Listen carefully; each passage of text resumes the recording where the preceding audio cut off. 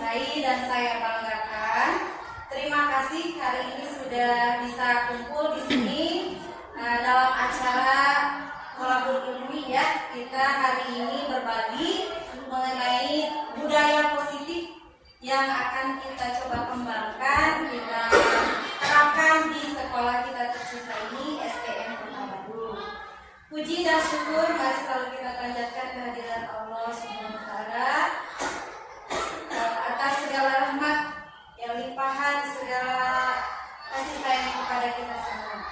Selawat serta salam mari kita selalu panjatkan, kita curahkan kepada Nabi besar tercinta kita, Nabi Muhammad SAW, kepada keluarganya, kepada sahabatnya, dan juga kepada umat sampai akhir zaman.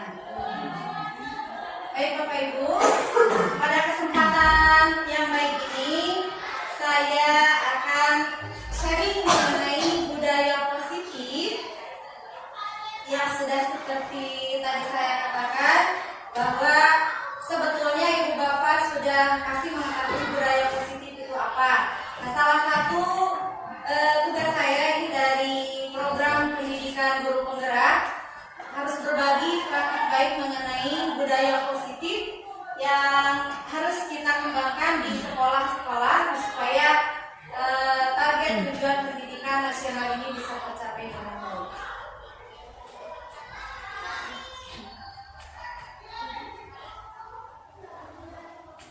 Baik Bapak Ibu, budaya positif di sekolah. Nah, budaya positif di sekolah kenapa menjadi salah satu topik yang saya ambil untuk diseminasi, untuk penyebaran praktik baiknya atau pengetahuannya kepada rekan-rekan sejawat saya, karena sangat penting sekali untuk perannya ini yang harus kita kembangkan supaya salah satu tujuan pembelajaran kita dan di dalam meraih, di dalam mencapai cita-cita, harapan kita, visi kita terhadap murid impian kita dan sekolah impian kita ini bisa tercapai dengan mudah, dengan baik. Budaya positif, budaya itu salah kebiasaan ya.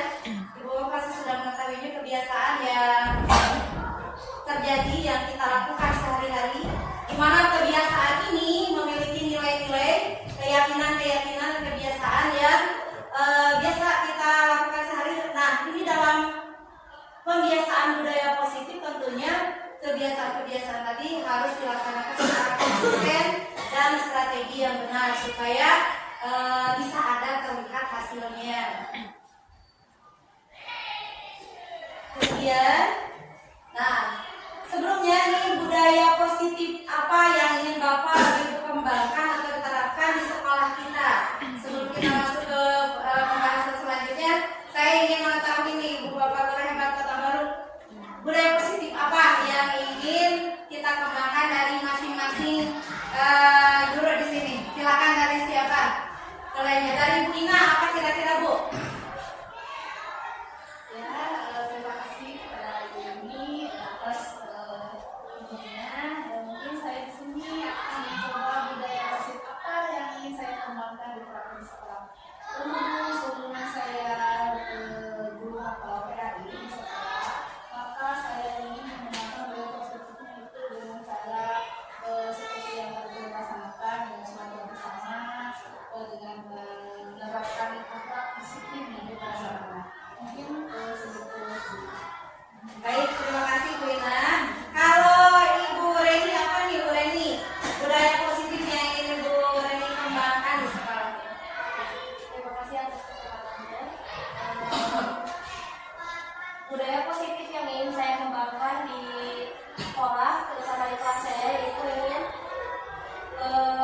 agar di kelas itu disiplin, utamanya tepat waktu. Tidak hanya tepat waktu masuk, tapi pulang juga harus tepat waktu. Baik, terima kasih. Disiplin ya. Nah, dari Bu Rindi apa Bu?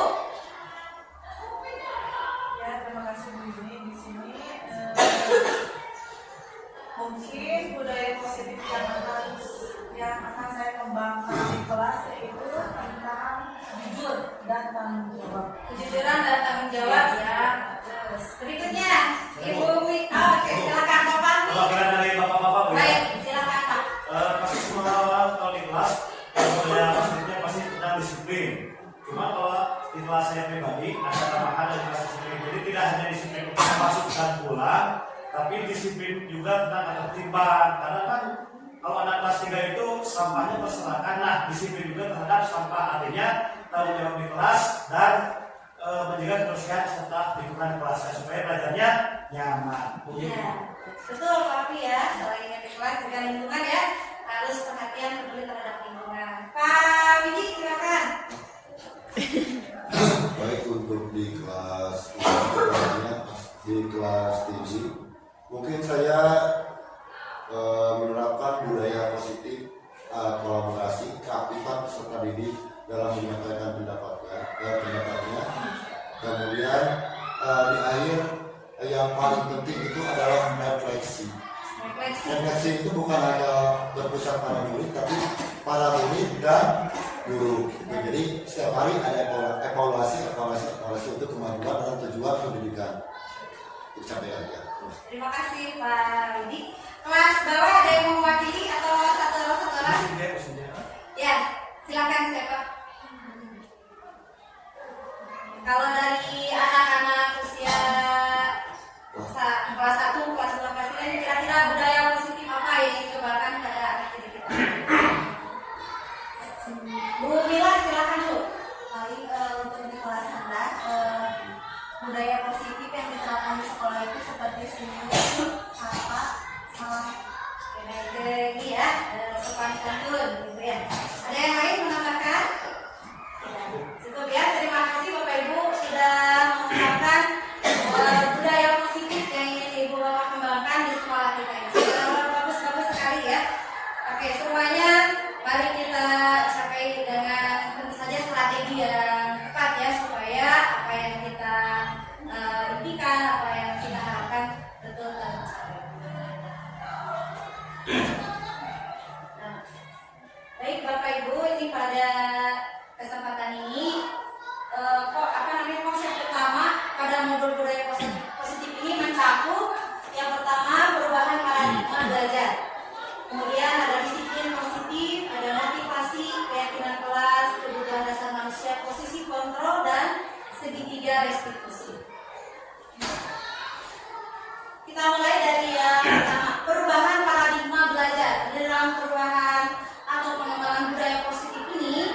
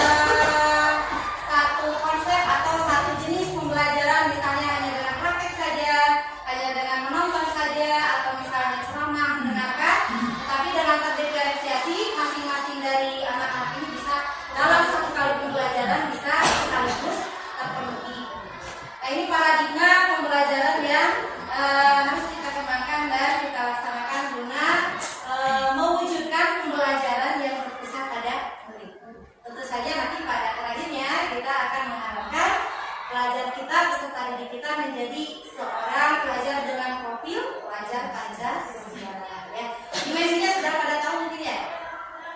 Ya, ada 6 dimensi, mulai dari beriman, bertakwa kepada Tuhan Yang Maha Esa dan Maha Mulia, berkebinekaan global, bergotong royong, kreatif, berkritis dan mandiri.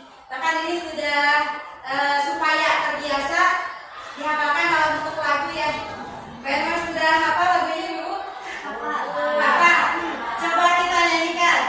Profil pelajar Pancasila. Pelajar Pancasila.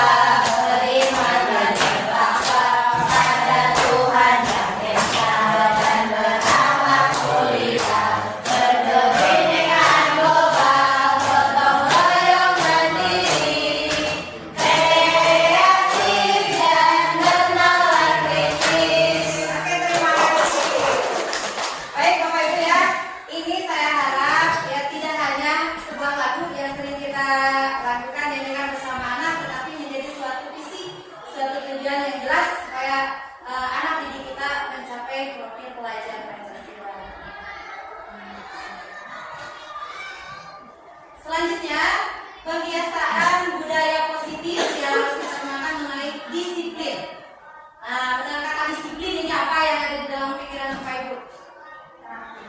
Teratur, apa lagi? Tertib, tepat. Kadang-kadang untuk mendisiplin sesuatu ada kata hukuman gitu ya. Betul. Nah, sebetulnya disiplin itu adalah perasaan takut dan patuh terhadap nilai-nilai yang dipercaya merupakan tanggung jawab. Nah, apakah kita sudah menjadi seseorang yang disiplin? Insya Allah ya. Oke, nah.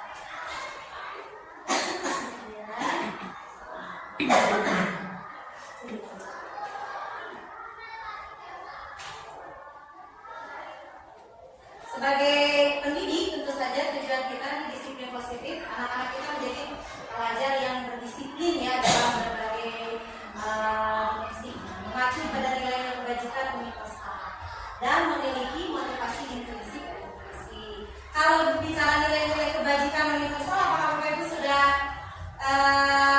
paham? Belum. Padahal sudah kita sering lakukan ya nilai-nilai kebajikan ya. Ini sudah kejujuran, tepat waktu, bertanggung jawab, toleransi ya. Itu sebetulnya sudah gimana olehnya ya. Istilahnya itu nilai-nilai kebajikan universal ya. Kemudian, nah si anak ini disiplin melakukan sebuah kedisiplinan ini tidak hanya karena dorongan ekstrinsik atau dari luar, artinya disuruh-suruh. Kamu harus begini, ya mau siap. Kamu harus begini siap. Nah, tetapi diharapkan memiliki motivasi secara intrinsik, jadi dorongan dari dalam dirinya sendiri. Nah, contohnya bagaimana? Ada yang bisa memberi contoh suatu kasus yang memiliki motivasi intrinsik dari anak? Motivasi melihat temannya. Nah, gimana kalau ini ceritanya? Misalkan teman sekelasnya ada yang juara lomba misalkan. Nah teman yang lainnya secara tidak langsung secara diri sendirinya tanpa ada yang mengajak, dia mau mengikuti temannya. Itu intrinsik ya. Jangan melihat gitu. Melihat, kemudian tergerak, ada niatan dari dalam diri sendiri. Tidak hanya berbentuk karena disuruh oleh bapak ibu guru, gitu ya. Itu Kalau kan ekstrinsik. Kalau yang ekstrinsik gimana? Yang beri contoh? Ekstrinsik itu misalkan guru yang memotivasi mengajak supaya mau, supaya berani untuk melakukan suatu kegiatan, misalkan di dalam perlombaan atau tampil kelas. Dari sendiri. Padahal mungkin dari dalam diri sendirinya belum tentu mau gitu, hanya kepatuhan kepada guru.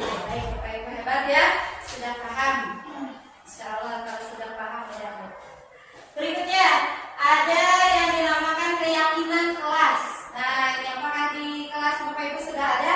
Sudah. Keyakinan kelas? Sudah. Nah, sudah ada. Apa bedanya dengan kesepakatan atau peraturan kelas?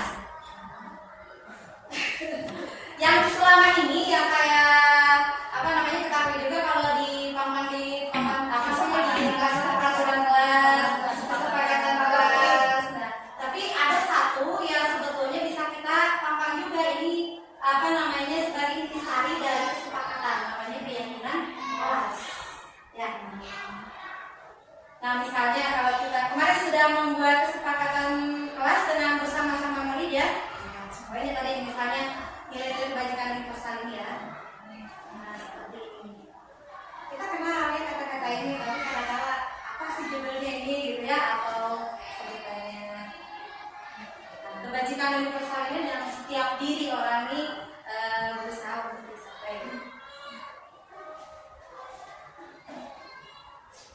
Nilai kebajikan ini disepakati bersama terlepas dari keberagaman yang ada. Contohnya di sini sudah bisa dilihat Ibu untuk topik pelajaran Pancasila, misalnya contoh kebajikannya yang 6 dimensi, kemudian contoh dari organisasi lain sudah bisa. Semuanya mengandung nilai-nilai kebajikan. Nah ini, misalnya untuk kesepakatan kelas, ini kesepakatan kelas ditulis dalam bentuk kalimat positif apa negatif Ibu Bapak? Positif, tapi kadang-kadang anak-anak ini mengucapkannya dalam bentuk kalimat negatif. Misalnya, anak-anak ayo, mau yang mau kita sepakati apa? Misalnya di kelas, ini, misalnya anaknya bicara apa? Dalam kalimat negatif, tidak boleh berbicara saat belajar. Nah, itu menjadi salah satu pendapat dari anak-anak. Oke, tidak apa-apa. Pada awalnya kita tampung semua. Nah, kemudian setelah ditampung kita ganti kalimat negatifnya jadi kalimat positif. Misalnya dari kalimat Bu Reni tadi, kalimat negatifnya rubah ke positif jadi apa? Mendengarkan saat guru berbicara. Mendengarkan saat guru sedang menerangkan atau berbicara. Ya. Nah, dari kalimat kesepakatan positif tadi mengandung keyakinan. Apa kira-kira keyakinannya? Kalau mendengarkan dulu. Nah, keyakinan kelas ini adalah nilai-nilai kebajikan. Nah, apa kira-kira nilai kebajikan tadi kalau mendengarkan? Menghargai orang. Nah, contoh lainnya lagi, misalnya kalau misalnya tidak boleh membuang sampah sembarangan, kesepakatan positifnya apa? Membuang sampah tepat di tempatnya. Nah, apa keyakinan kelasnya? Disiplin. Ya, disiplin. Oke. Sudah paham Ibu ya, Bu ya? Nah, kalau misalnya yang keyakinan kelasnya beriman bertakwa apa? Berdoa sebelum dan setelah belajar. Jadi mengenai keyakinan kelas yang kita isi dari kesepakatan kelas atau pelajaran kelas, ini bisa kita tampilkan keyakinan kelasnya juga sehingga ini akan menjadi sebuah tuntutan nanti ketika anak melakukan masalah atau pelanggaran. Jadi nanti ini nyambungnya kepada bagaimana kita membuat tadi kata Bu Ina ya, restitusi salah satu posisi kita mengontrol anak untuk anak ini bisa menyelesaikan masalahnya itu dengan inisiatif dari dia sendiri, bukan disuruh oleh orang lain.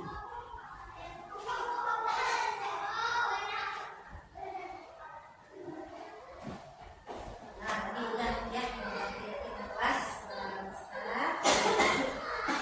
Sekarang ada yang menyangkut kebutuhan dasar manusia.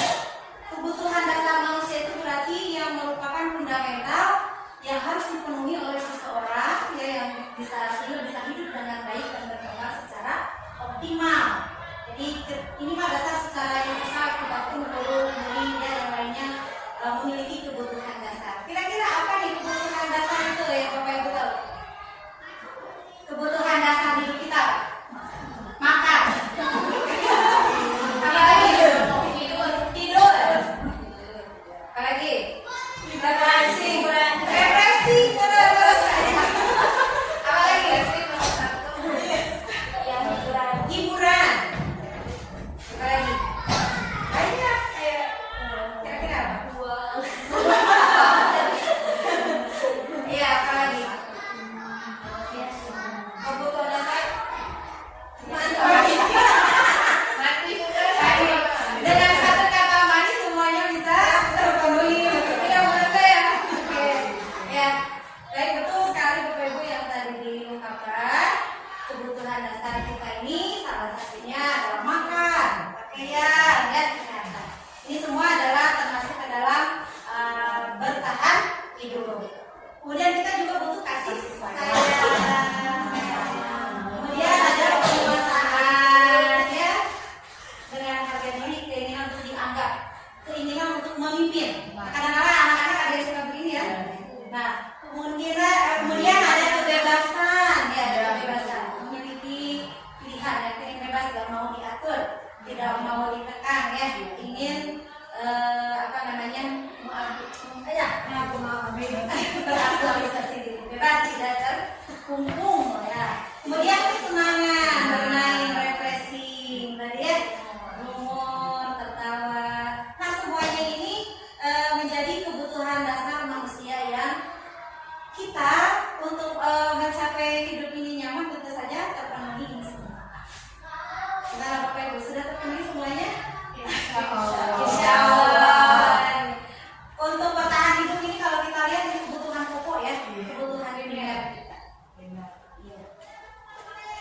sudah mencapai penguasaan, menguasai kelas ya, tentu saja. Baik. Nah, 5 kebutuhan dasar ini ya terpenuhi dalam sebuah komunitas sehingga ini bisa menciptakan dunia yang berkualitas. Dunia yang berkualitas itu maksudnya semua kebutuhan dasar kita hidup kita ini terpenuhi. Ya, nah begitu pula di kelas. Ini kita turunkan ke kelas. Di kelas kita menciptakan dunia di kelas, dunia di sekolah ini menjadi berkualitas supaya dengan cara kita bisa memenuhi semua kebutuhan murid. Termasuk tadi dalam salah satunya adalah pembelajaran diferensiasi. Selain itu tentu saja kebutuhan anak yang lainnya juga harus kita coba kembangkan dan kita layani. Ada istilah bahwa kita ini menurut Ki Hajar Dewantara dalam mendidik anak itu sebutannya adalah menuntun, membimbing ya, bukan mendikte dan sebagainya. Kemudian kita juga ini adalah seorang guru itu harus menghamba kepada murid. Ada yang tahu arti menghamba di sini apa?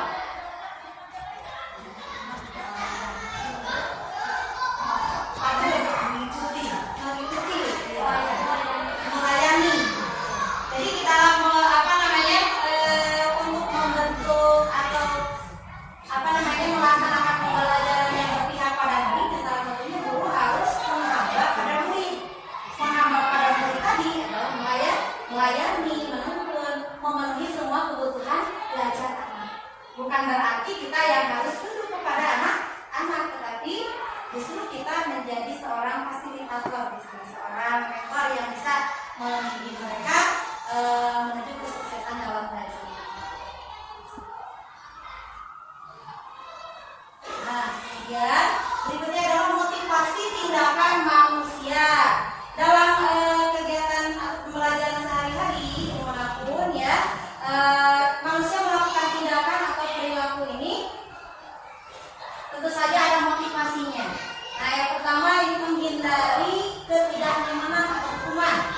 Yang kedua mendapat imbalan atau penghargaan dari orang lain. Kemudian menghargai nilai-nilai kebajikan diri sendiri. Nah, kira-kira ini Bapak Ibu mengajar anak-anak dengan motivasi apa? Motivasi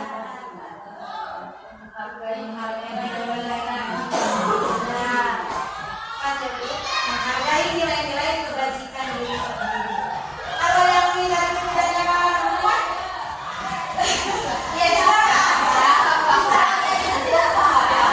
Iya, ini berarti saya mendapat imbalan. Jadi intinya semuanya, tetapi ini tergantung pada kondisi. Hanya pada intinya memang kita yang ketiga ini adalah embel-embel yang mengikuti. Kita bisa menghargai nilai kebajikan diri, bisa berprestasi, akhirnya bisa mendapatkan penghargaan ya, dan juga kita bisa menghindari hukuman. Seperti halnya kalau kita harus datang tepat waktu di sekolah pagi-pagi. Nah, misalnya ada salah satu orang guru yang rajin. Nah, motivasinya itu dari setiap orang pasti beda-beda. Ada yang takut didukung, takut THR ya. Ada juga aku pengen dapat ridho dari kepala sekolah. Apakah salah itu, Bu? Iya, betul ya. Hanya ini adalah motivasi yang ada pada prioritas yang beberapa gitu ya. Setelah kita sadar diri bahwa dengan kita tepat waktu ini benar-benar ingin menghargai kebajikan diri sendiri ya. Banyak dari dalam itu untuk keikhlasan atau disiplin yang bahwa kita harus tepat waktu. Nah, sekarang ini ada sebuah pernyataan, katanya ini ada reward and punishment. Nah, sekarang saya ingin tahu ini Bapak Ibu bagaimana pendapatnya ini mengenai pemberian penghargaan terutama ya kepada murid. Apakah setuju atau tidak? Apakah menurut Bapak Ibu cocok atau tidak ya, untuk perkembangan karakter dan motivasi belajar siswa? Ada yang mau berpendapat? Ya, keren. Kalau saya bisa mengajar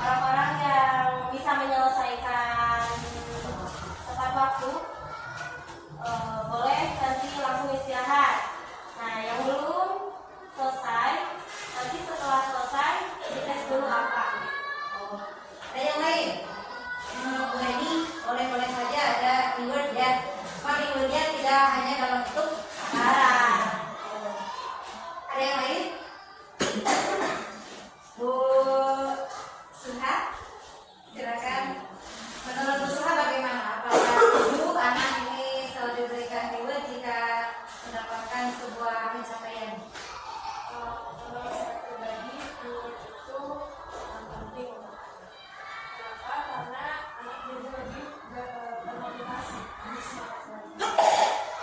Misalkan nilai apa, nilai itu tidak dan tapi kalau nilai disiplin contohnya bisa diinginkan atau dengan poin nilai ujian.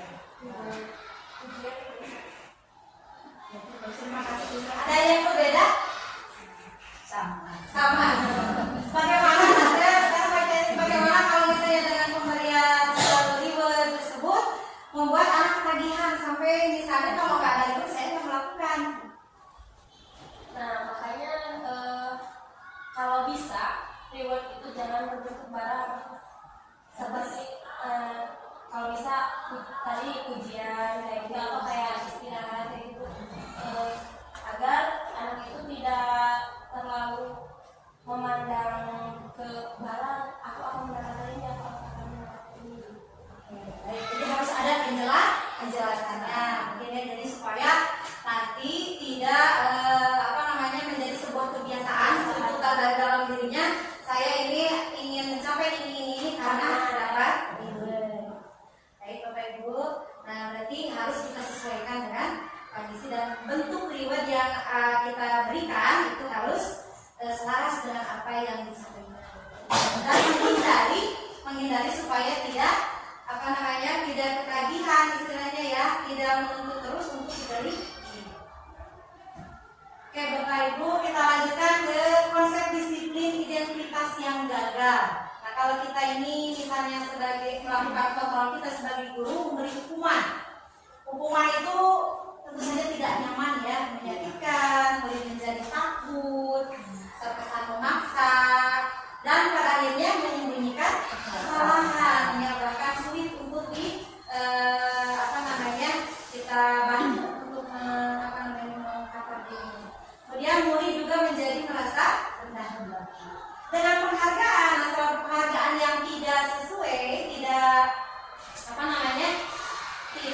mendidik. Nah ini bisa menjadi tidak efektif, bisa merusak hubungan, kreativitas jadi mati, menghukum dengan sistem ranking. Nah sistem ranking juga sebetulnya mungkin ini bagi siswa yang bagus prestasinya menjadi sebuah kebanggaan, tapi bagi teman-temannya menjadi tidak percaya diri, bahkan merasa dirinya tidak mampu mungkin ya, seperti itu. Makanya dalam pembelajaran sekarang tidak ada sistem ranking untuk menghindarkan bahwa penghargaan ini jangan sampai menghukum siswa. Jadi menghargai hak, menghargai diri. Kemudian kalau dengan kita memberikan konsekuensi, ketika anak bermasalah bisa dihukum ya, kemudian bisa dihargai, kemudian dengan memberikan konsekuensi. Dengan konsekuensi ini kita bisa menguatkan jangka pendek, tapi ternyata tidak juga sampai terbawa gitu sampai besar. Kemudian perlu monitoring berkelanjutan sehingga dia tidak bisa berjangka pendek. Ada stimulus respon, murid menghormati peraturan dan keahlian waktu. Nah yang terakhir di sini konsep disiplin identitas yang suksesnya adalah restitusi. Ibu bapak sering buka PMM ya, melihat bagaimana restitusi. Ini adalah salah satu cara kita sebagai guru menuntut anak di dalam penyelesaian masalah yang dia lakukan. Nah kita jadi menuntut murid untuk bertanggung jawab atas perilaku salahnya. Kemudian fokus pada pemecahan masalah jangka panjang, karena pada restitusi ini kita menuntut murid atau peserta didik kita ini menyelesaikan masalah dari niat intrinsik, niat dari dalam dirinya sendiri, bukan tuduhan dari orang lain. Oh ya saya salah, saya tadi sudah menipu, kasihan yang ini, dia berempati, bersimpati, kemudian dia melakukan tanggung jawabnya, kemudian solusinya bagaimana. Nah karena dibiasakan begitu, jadi apa yang menjadi kebiasaan ketika kecil terbawa sampai besar. Dan dengan cara restitusi ini murid menghormati dirinya dan juga orang lain. Ada teori kontrol di sini dalam restitusi ya.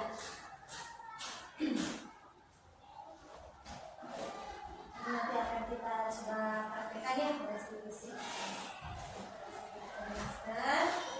Kemudian, ini contoh kasus jika siswa sering tidak mengerjakan PR. Nah, ibu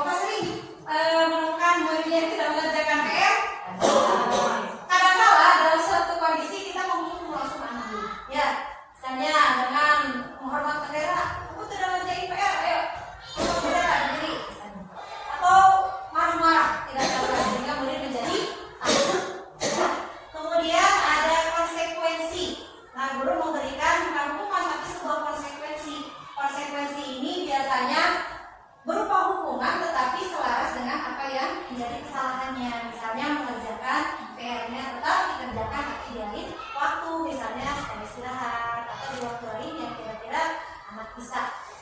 Kemudian guru tegas dan siswa menghormati peraturan. Sedangkan secara restitusi, nah jika anak tidak mengerjakan PR ini, anak ditanya dulu. Kesalahan yang dia lakukan apa, kemudian akibatnya apa bagi dia sendiri dan bagi guru serta temannya. Kemudian tanyakan keyakinan kelas atau kesepakatan kelas mana yang sudah dilanggar. Diingatkan anak ini bahwa kamu sudah tidak sesuai dengan keyakinan yang kamu buat, keyakinan sendiri. Lalu setelah itu dibantu, dituntun bagaimana cara menyelesaikannya. Ya, dengan cara si anak ini dituntut berpikir bagaimana supaya dia jadi mengerjakan PR. Bukan hanya disuruh oleh kita, kamu nanti nggak boleh nggak boleh telat lagi atau tidak mengumpulkan PR lagi, kamu harus mengerjakan PR. Karena takut bisa saja dikerjakan. Secara restitusi ini dituntut anak sadar diri bahwa dia tidak mengerjakan PR itu ruginya apa bagi dia dan bagi orang lain. Lalu dengan demikian, dengan kesadarannya dia bisa membuat solusi intriksi yang merupakan niat dari dalam diri sendiri, yang pada akhirnya dia menjadi rajin mengerjakan.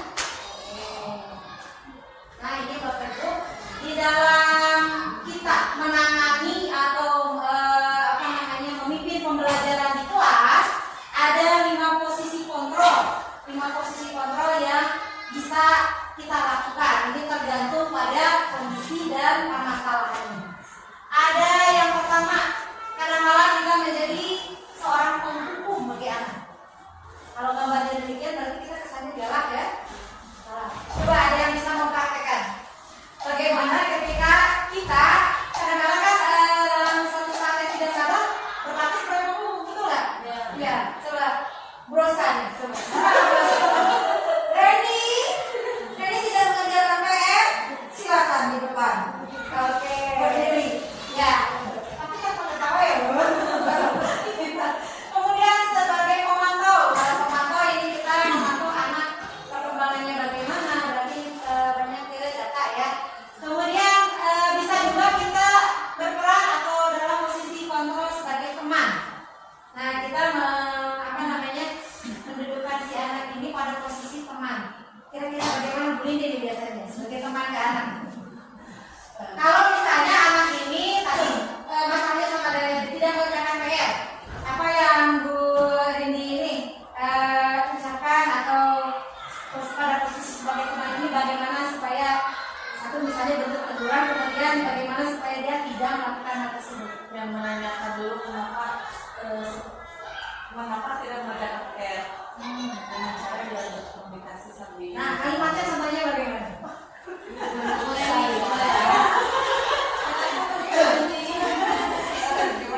Sebagai teman atau guru ke anak yang menganggap punya posisinya sebagai teman. Biasanya cuma langsung itu Bu, wes gitu. Jadi kita terlalu formal. Cuma kalau sambil meriksa, sambil curhat, kenapa ya ini belum dikerjain, nanti ada tanya jawab sama anaknya. PD-nya sambil curhat juga. Sambil curhat.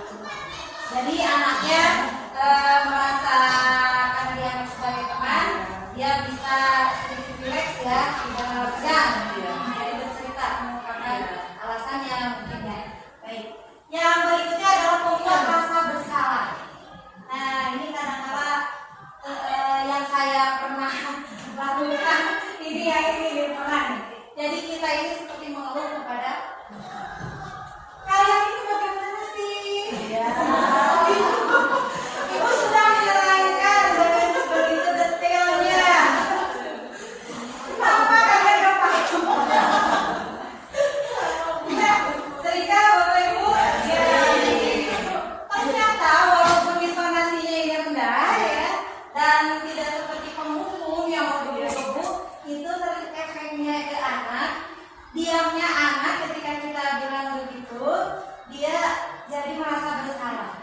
Yang pada akhirnya timbul merasa rendah, dia tidak mengecewakan orang lain begitu ya. Kan jadi ada dorongan ingin memperbaiki, jadi merasa menilai dirinya jadi buruk gitu ya. Nah, ini yang sebetulnya harus kita hindari. Kita mungkin dari pembuku udah jarang ya, udah jarang karena kita tahu dulu jangan ada di pojok gitu ya. Ya, yang sering kita ini adalah pembatasan bersalah yang negatifnya. Kalau sebagai teman, insya Allah semuanya bisa ya. Nah, dari semua posisi kontrol ini, nah satu yang menjadi solusi supaya bisa mengcover semuanya adalah sebagai manajer. Untuk saya sebagai manajer kita di sini mengatur ya, tetapi dalam artian mengaturnya di sini membimbing dan menuntun anak menyelesaikan masalahnya ya. Jadi dari kita mencoba bagaimana si anak ini mempunyai motivasi intrinsik bisa menyelesaikan masalahnya.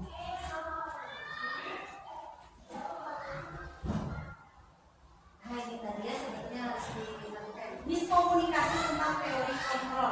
Anak-anak ini ketika kita kontrol dengan 5 posisi yang tadi, mereka patuh nggak? Patuh. Ada beberapa yang nggak patuh. Ya betul. Salah satunya, misalnya di sini si guru mengontrol murid, kita mengontrol anak-anak patuh. Kepatuhan tadi itu bisa saja karena dia membiarkan dirinya untuk bisa dikontrol oleh orang lain. Dalam hal ini adalah guru. Ya padahal dia pun sendiri memiliki kebebasan.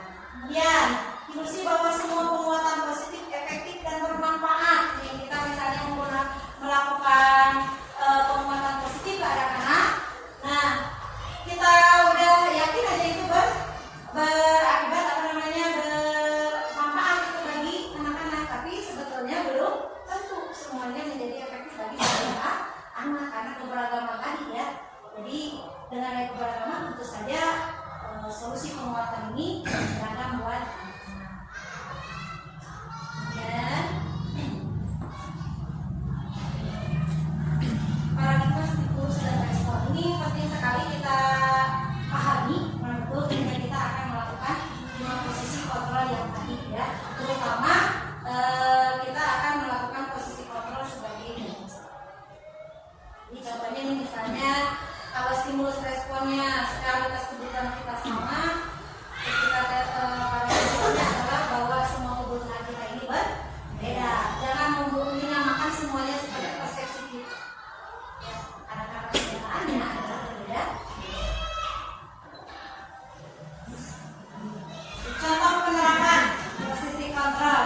Misalnya di sini ada kasus siswa tidak memakai atribut lengkap saat upacara bendera.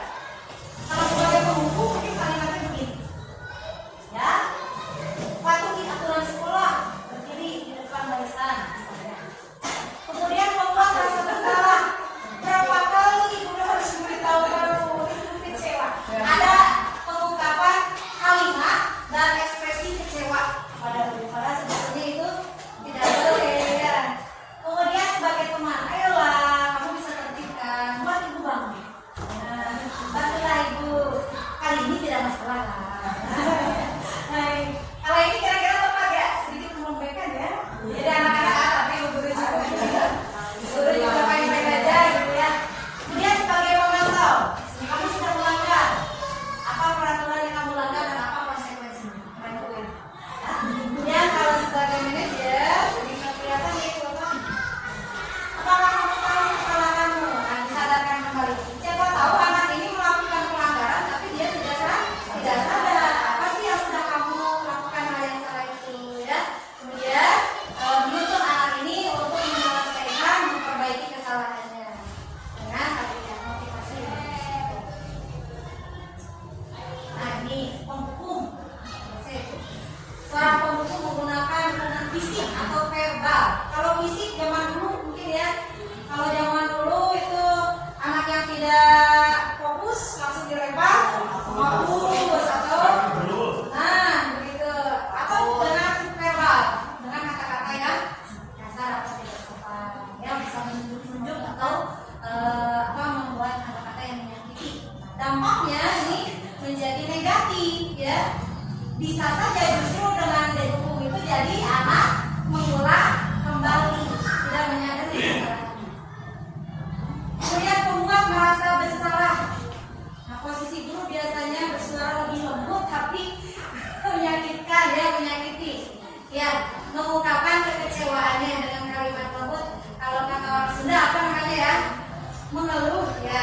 Mandra, lalu ya bapak sangat kecewa misalnya sama kamu, kenapa sih kamu begini? Ya, kayak seperti tadi ya. Oh, nah ini seorang manajer gitu ya. Manajer ini melakukan penyelesaian masalah, membantu anak menyelesaikan masalah dengan segitiga resiko.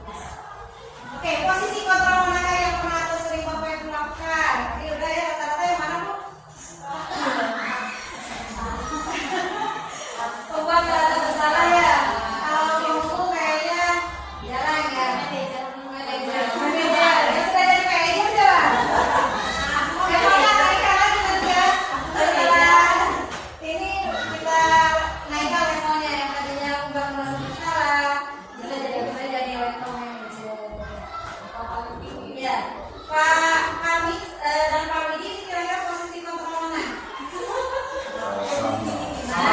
Yang ini Banyak kali posisi kontrol yang bisa biasa bisa dilakukan oleh para guru. Pak Kami yang mana nih? Penghukum. Bagaimana efektif nggak Pak? ya Efektif nggak? enggak.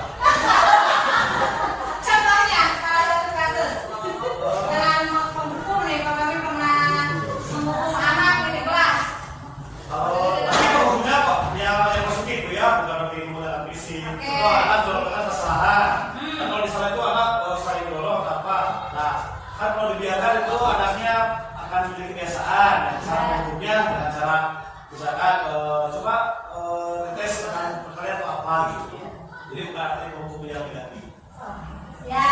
Jadi di depan ibu nggak? Sekarang sih menurut saya kurang efektif ya. Ya, oke. Jadi Bapak Amin pernah melakukan posisi kontrol penghukum ya, tapi menghukum di sini sesuai dengan kelas ya Pak. Jangan sampai nggak ngerjain PR suruh pusat. Jangan, ya oke. Nah, oke. Tapi saya ingin bertanya, kalau misalnya posisi sebagai guru olahraga, Ya, ya, kemudian sedang pembelajaran olahraga ya, anak misalnya gelai, nah, Ya. mana posisi anak gelai, dihukumnya apa? Push up. Kan olahraga. Jadi olahraga. Olahraga. Misalnya olahraga itu saling ejek. Push up. Bisa. Setuju nggak? Nggak. Terus ada apa nggak?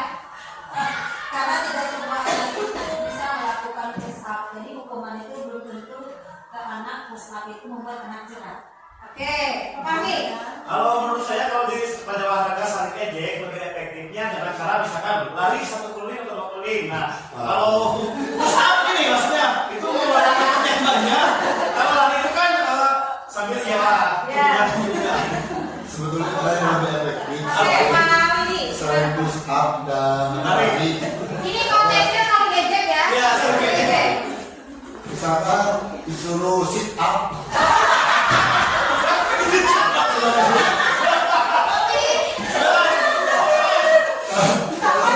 Kalau aku biasanya laki-laki push up, untuk perempuan biasanya squat jam. Oh ya.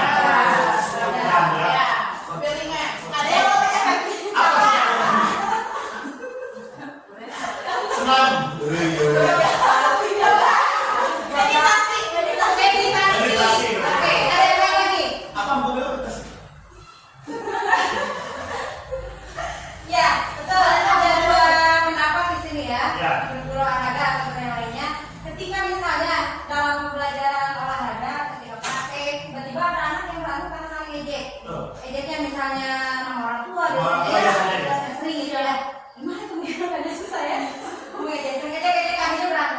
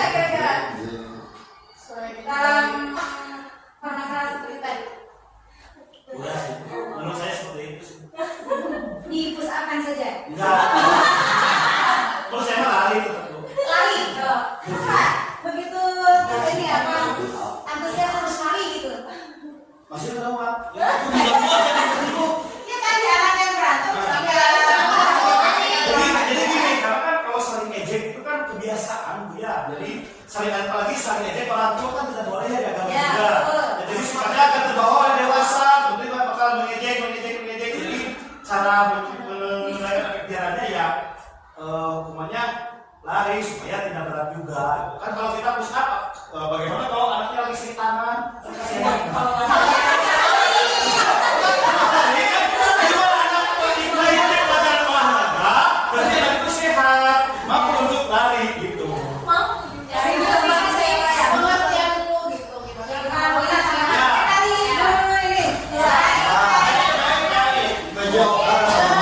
Saling mengejek itu kan hal yang jelek ya.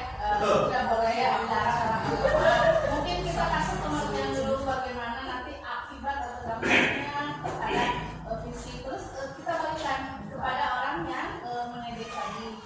Gimana kalau kamu yang diejek gimana rasanya? Itu secara agak bisa ya. Itu kalau berada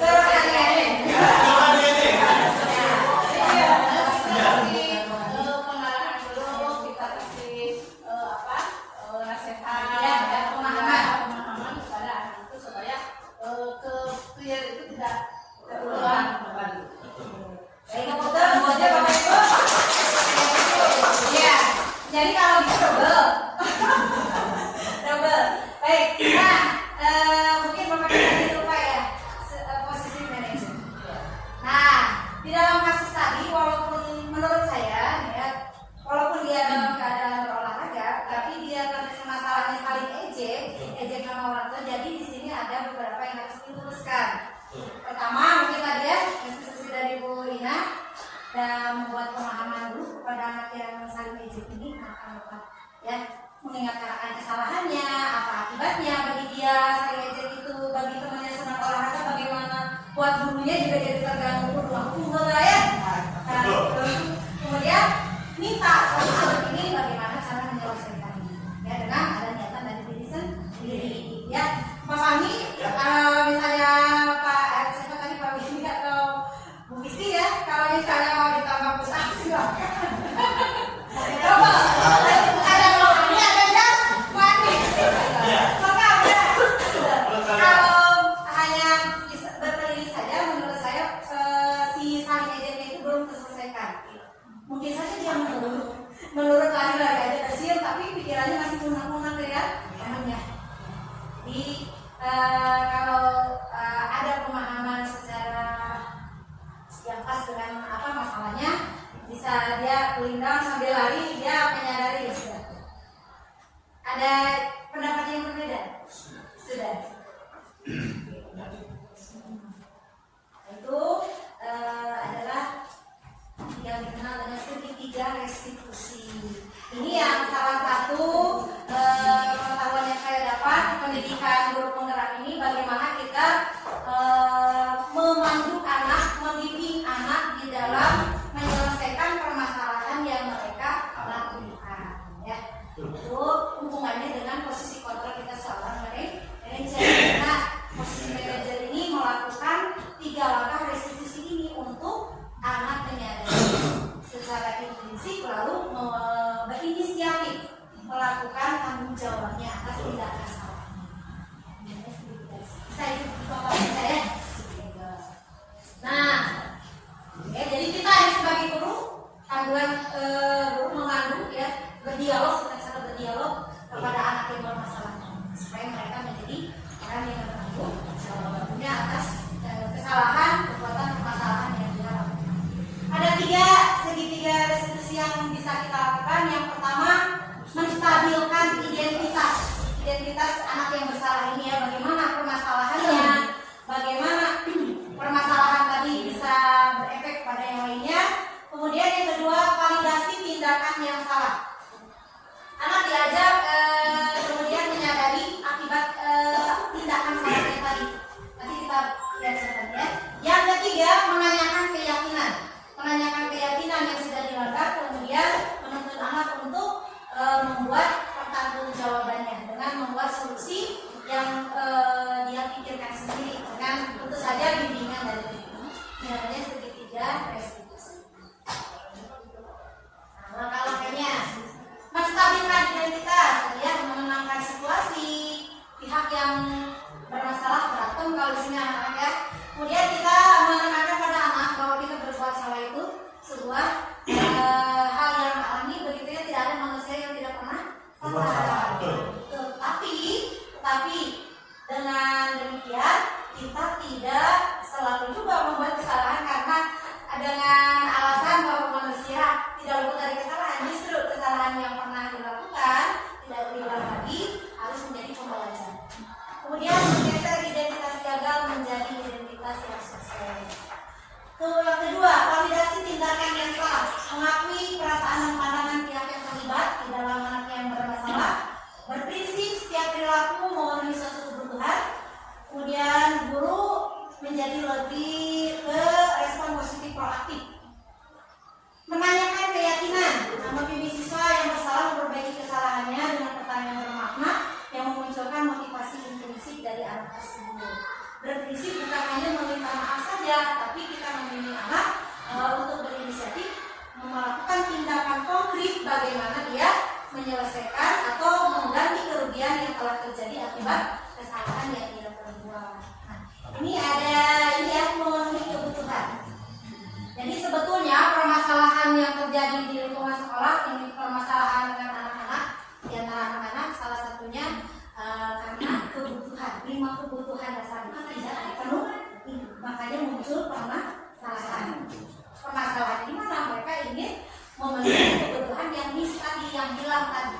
Misalnya salah satunya anak yang kurang kasih sayang di rumahnya dari orang tuanya, di rumah di sekolah bisa membuat ulah. Ya dia ingin diperhatikan, ingin diakui, ingin disayangi, dia melakukan hal-hal yang terlihat negatif, padahal sebetulnya mungkin dia mengungkapkan rasa atau keinginan yang sulit untuk diucapkan, untuk diungkapkan kepada guru maupun kepada orang.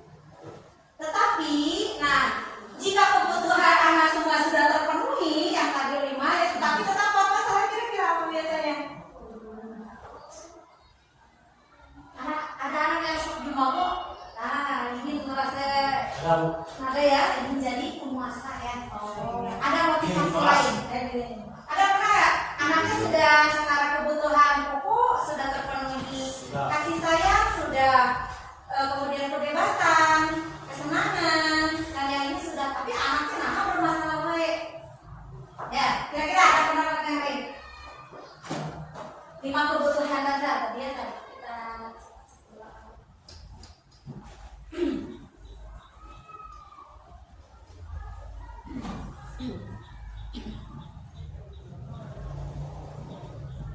Nah, yang ini. Jika kebutuhan dasar anak ini salah satu atau beberapa tidak terpenuhi, maka biasanya tadi menimbulkan permasalahan di sekolah. Makanya kita dalam menanganinya secara bijak dengan cara tadi segitiga restitusi supaya anak tersadar dan kemudian melakukan tanggung jawab. Nah, jika menemui kasus ini, Ibu Bapak semuanya sudah terpenuhi anak ini kira-kira, tapi tetap dia membuat masalah, kira-kira apa? Ada motivasi apa dari dalam dirinya? Pernah mengalami atau menemukan di kelas? Pernah. Nah, ini Bapak ini yang pernah. Gimana itu anaknya Pak?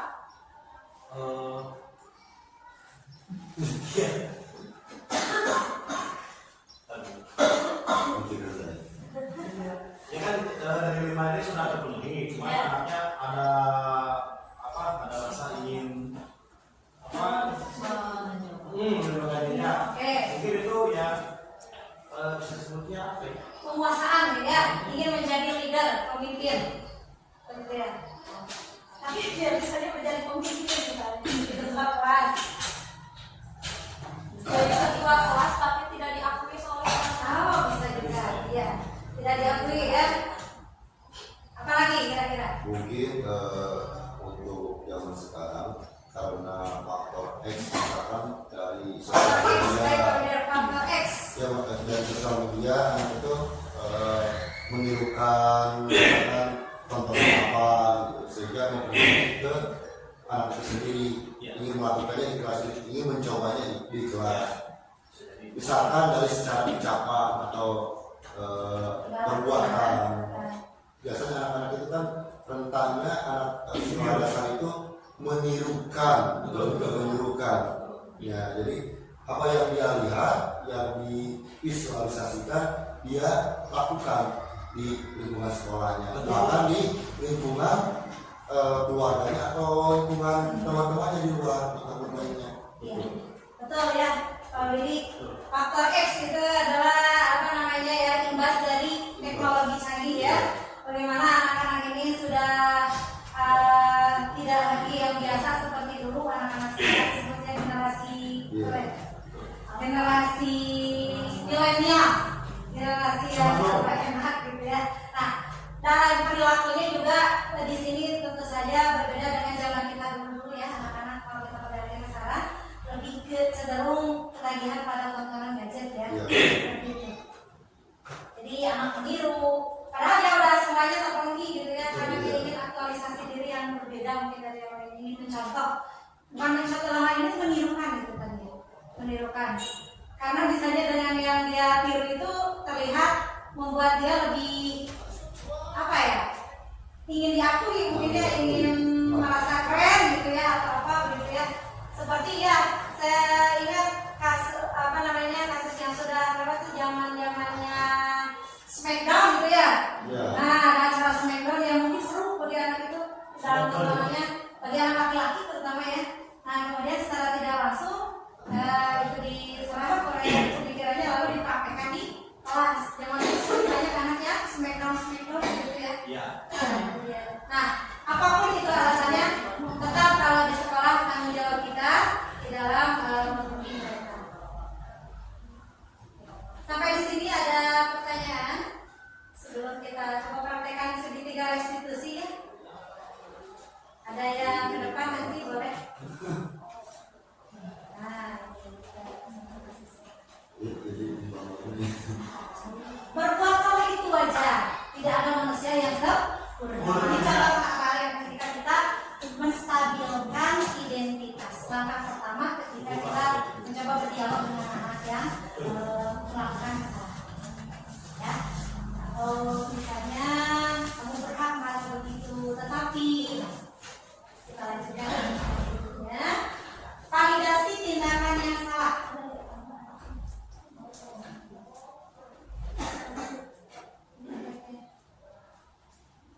Nah, dalam validasi ini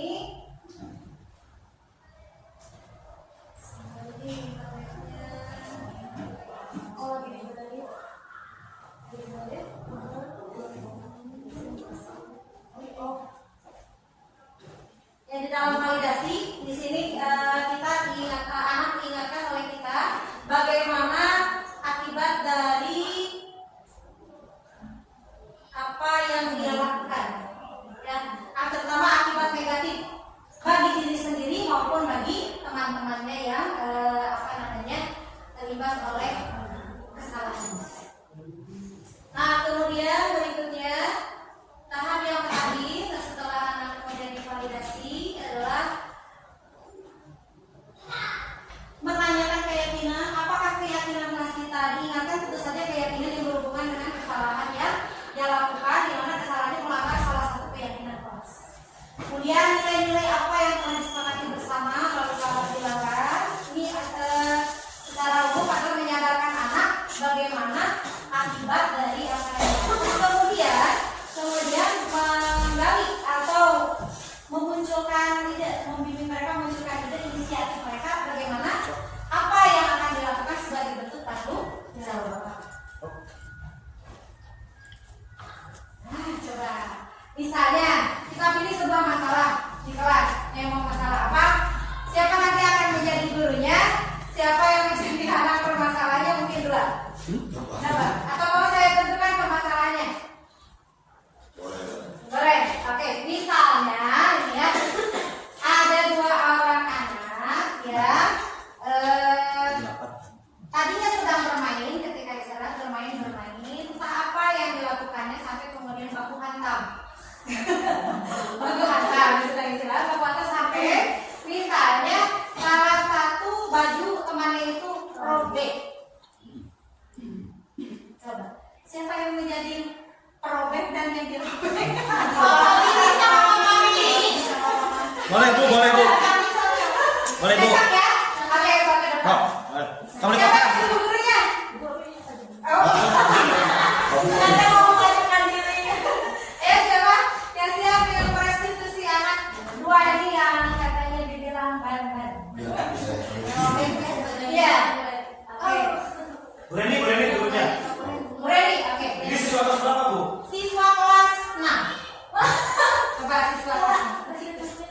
Robek ya. Bener lah. Nah, ya. Dipanggil dulu. Nah, siapa? Nah, biasa yang Ibu Reni lakukan apa? Kalau ada mengatasi anak yang berantem, tapi berantemnya sampai membuat kancing salah satu temannya copot, biasa atau bersobek. Biasanya orang udah teriak dulu. Boleh, silakan praktekkan aja natural aja tuh, seperti yang biasa Ibu Reni lakukan. Selalu gitu. Misalkan saya yang dirobek, Silakan. saya yang dirobek tuh ya. Ini teh Pak langsung ke tindakan mungkin adjustment. Ya, langsung. Boleh, langsung. Oh, jadi Langsung jangan- dari sini, nggak perlu ya, langsung bagaimana Bu Reni merestitusi anak yang berkelahi tadi. Saya Kami Widi, kenapa sih kalian ini?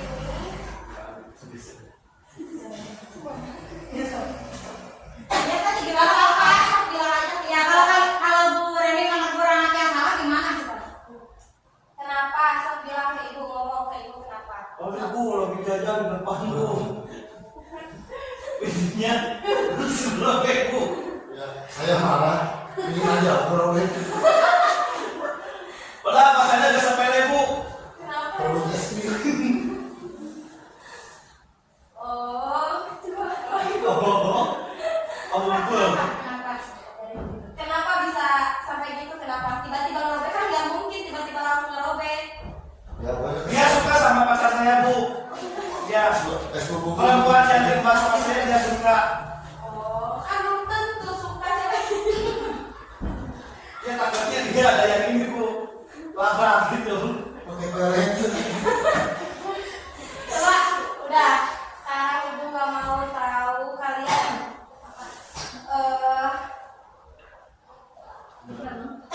Enggak bu, soalnya kan terima saya bu. Saya ini soalnya baju yang papa beli. Pokoknya harus ini. Pokoknya baju yang papa saya bikin ini jauh bu dari Libanon. Yang biasanya juga dari Bintang. Kalau sampai robek nanti papa saya gimana? Apakah dia mau tanggung jawab bu atau ibu tanggung jawab? Kan nggak bisa gitu bu. Ya udah, atuh jangan gitu ya. Udah jangan berantem. Terus ini sampai saya gimana? Saya mau kali. Kamu ini dulu. Sekarang baju papi robek. Kamu gimana? Itu mau di gimana? Gampang tinggal kerja aja. Biar banyak orang. Nggak mungkin bisa jadi bu soalnya baju saya impor. Ya bapak paling mahal berapa? Ya udah. Sama urusan dulu. So, apa berikutnya? Akibatnya apa? Sekarang kalian udah berantem ya, terus bajunya robek. Sekarang kalian mau apa? Mau gimana? Hah? Dengan berantem kayak gini masalah kalian selesaikan. Selesai. Tidak selesai ya. Hukum rimba yang kemarin kayak benar. Hukum rimba. Pak Widi dulu. Ini aja dulu. Langsung aja. Wah. Nah, Widi, Yo. Apa yang dilakukan hari ini membuat coba lihat mana? coba lihat kami, itu kan bajunya sudah robek. Rambutnya. Gimana rasanya nih kalau Gimana rasanya kalau baju kamu robek kayak gitu? Biasa saja bu. Wah, ini. Coba kamu pikir, kamu Sedih. kamu Nangis sudah saya. melanggar kesepakatan luas yang mana? Mana ya? Yang tidak tertib. Nah itu. Dia harus hukum bu. Tidak menyayangi teman, tidak bisa menghormati teman, tidak sesuai dengan nilai-nilai Pancasila, utamanya nilai sila kedua. Ya, terus gimana? Terus sekarang apakah betul sadar dari kesalahan itu? Nah, kan kamu tadi sudah menyebutkan kamu sudah melanggar kesepakatan kelas yang mana. Jadi kamu, apakah kamu masih boleh melakukan itu? Tidak. Jawabannya tidak. Jadi kamu merasa bersalah atau tidak? Iya sekarang. Ya, Sudah. kira-kira apa ya? Nah, kalau udah merasa bersalah, kira-kira apa nih yang mau kamu lakukan kepada kamu? Iya bu, saya merasa bersalah. Saya akan meminta maaf kepada Jang Fahmi puntennya. Gak mau Pak, gak mau. Bukan begitu ya, soalnya Mas Didi itu kan justru yang papa saya beli ini jauh dari papa saya. Dibayar salah. Ya udah gitu Bu. Opa tadi mau minta maaf dong, tapi sekarang dia paling nyolot lagi. Gimana kalau temannya? Saya udah sekolah aja Bu. Gak mau minta mohon.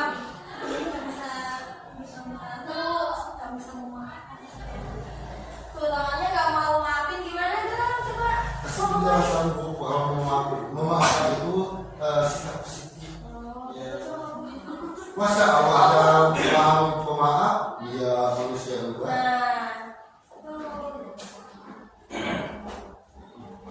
Oke, jangan coba lakukan yang lain lagi, jangan hanya meminta maaf. Iya.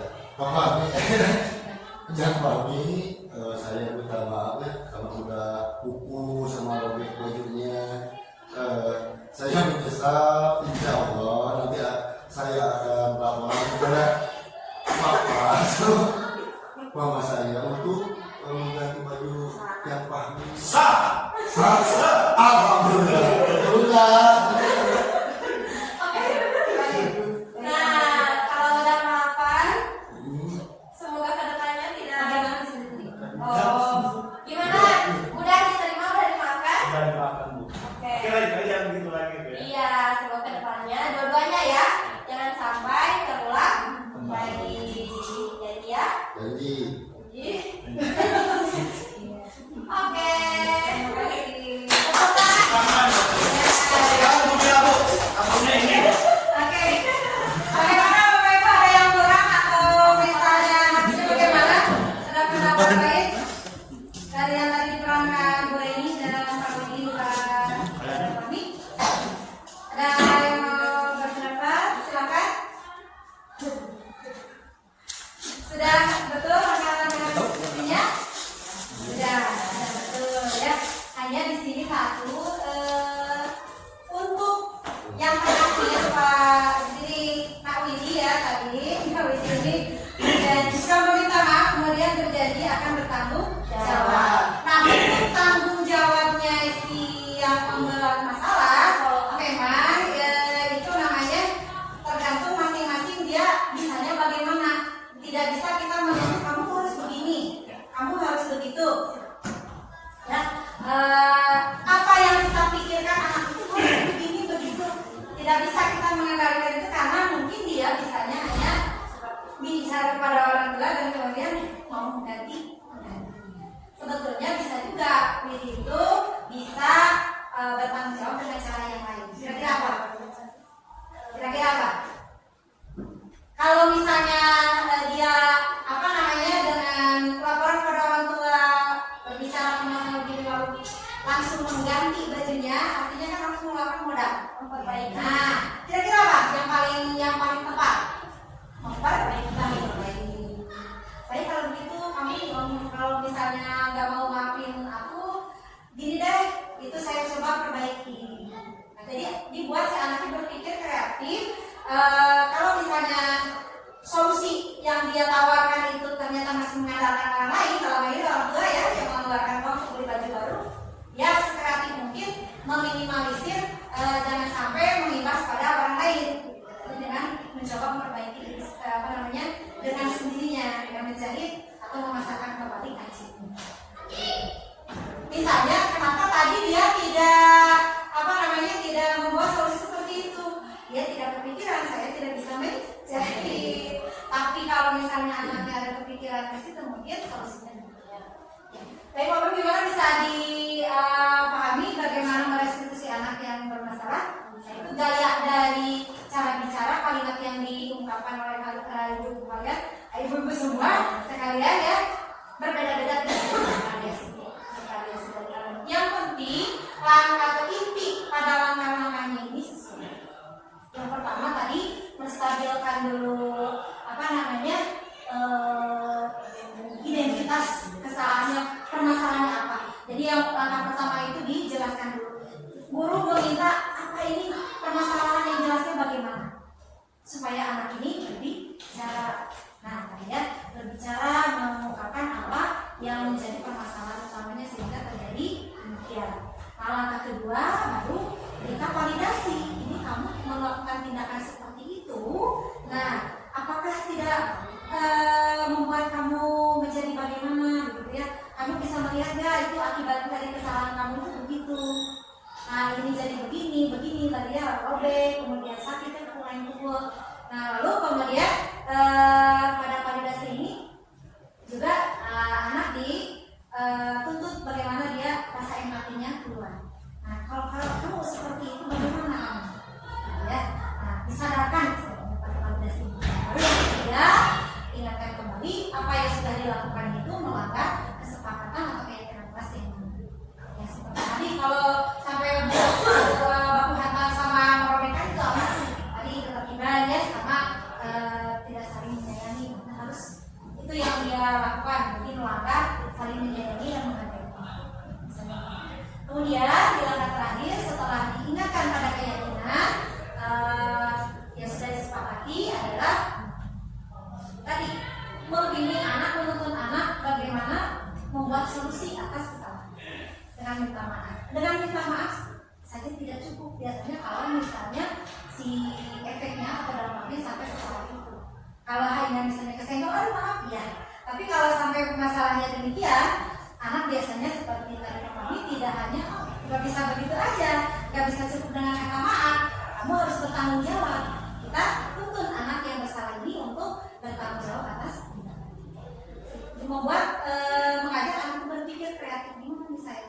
Nah, ketika pikiran kreatifnya itu agak tidak sesuai atau misalnya justru malah membebankan lagi kepada orang lain, nah kita tuntut dia untuk supaya yang melakukan itu kamu, yang bertanggung jawab juga harus itu pembiasaan yang harus kita biasakan di sekolah oleh Bapak Ibu guru supaya anak didik kita ini di masa depan menjadi seorang yang bertanggung jawab.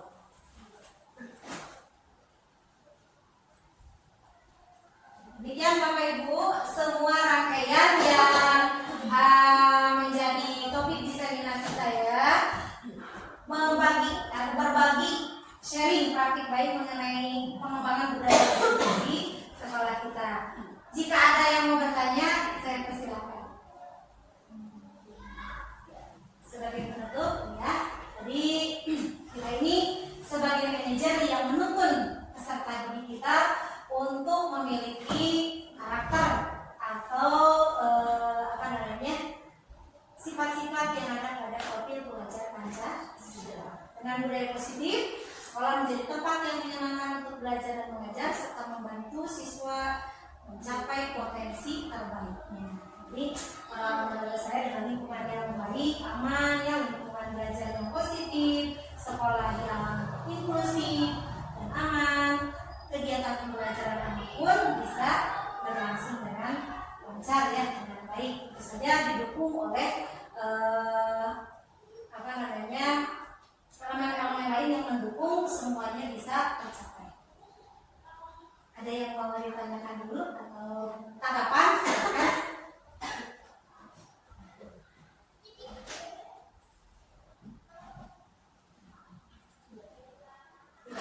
Jika tidak ada, saya cukupkan sekian pemaparan budaya positif dari saya. Banyak kesalahan yang tidak saya sadari, kehilafan, kekurangan dan sebagainya, mohon maaf. Ya, sekian, semoga bermanfaat. Ini tidak hanya bagi ibu, bagi saya juga kita bersama-sama bergerak, ya, dan menggerakkan, bergerak dan menggerakkan. Mari memajukan pendidikan di sekolah kita, pada khususnya pendidikan Indonesia. Assalamualaikum warahmatullahi wabarakatuh.